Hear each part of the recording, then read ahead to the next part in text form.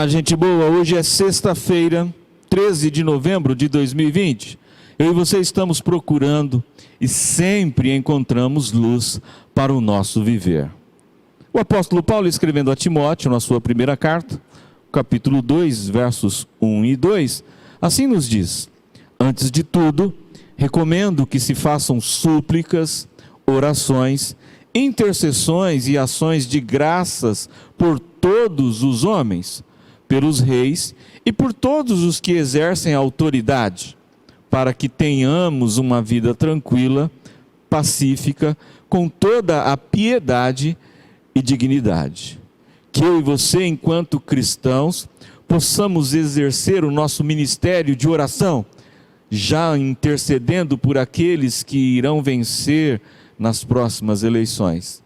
E que possamos, da parte de Deus, soberano Senhor, alcançarmos uma experiência de vida tranquila, pacífica e principalmente piedosa na presença dEle. Vamos pensar nisso, vamos crer nessa oportunidade bendita e vamos viver uma vida de oração também por aqueles que hão de nos presidir.